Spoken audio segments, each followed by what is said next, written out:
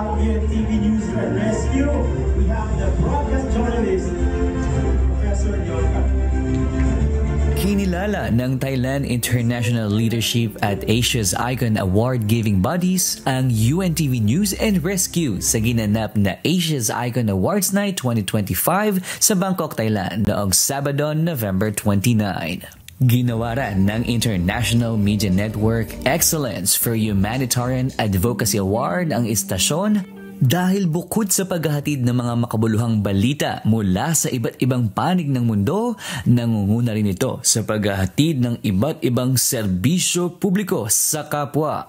Kailangan pa bang i-memorize yan? Ang UNTV Rescue is number 1 sa pangunguna po sa pagtulong sa kapwa nating mga Pilipino. Hindi lang mga kapwa nating Pilipino, ang dami pa. Alam ko, marami pang ginagawa talagang UNTV. And I'm so happy din, it's my honor din na mabigyan din kayo ng karangalan at makakasama ko pa kayo. Marami pa kayong award na marireceive dahil alam ko marami pa rin kayong ginagawa para sa ating mga kababayan.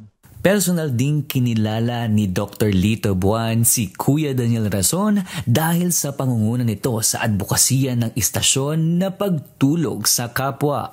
Kuya Daniel, matagal na kitang hinahunting. Bibigyan kita ng award, no? Kasi kayo po ay nagiging inspiration ng maraming mga tao. Nakikita po namin ang puso ninyo sa pagmamahal, lalo na sa kapwa. Talagang namana ka kay Brad Ellie, no? At ipagpatuloy mo lang kapatid na Daniel na yung pagtulong sa kapwa at pagbabahagi ng salita ng Diyos katulad ng ginagawa po natin ni Brad Ellie. Bukod dito, ilang Pilipino pa ang tumanggap din ng parangal sa iba't ibang larangan. So this award is mostly like Asia's Global Educator Award for Humanitarian Service and Sustainable Youth Empowerment Champion of the Year, which exclusively explains what I really do in my life. Just like I've started at 12, where volunteering is really my passion, and right now at the age of 21, I'm still continuing it without the help of others. So for our country fellow men, for our Filipino, it is our pride to be a Filipino and awarded here. At the same time, for the integrity of the work, specifically now we are facing such issues like flood control, ghost projects, something like that. But don't worry, don't lose hope for the future of the Philippines. There is still a lot of engineers and contractors that is doing well in our country. On behalf po ng Dr. Pau ABC Management, nagpapasalamat po kami sa Asia's Icon Awards Thailand sa pagbibigay po sa amin ng award na ito. Makakatulong po ito sa aming company para mas makilala siya at mas makatulong po sa ating mga kababayan.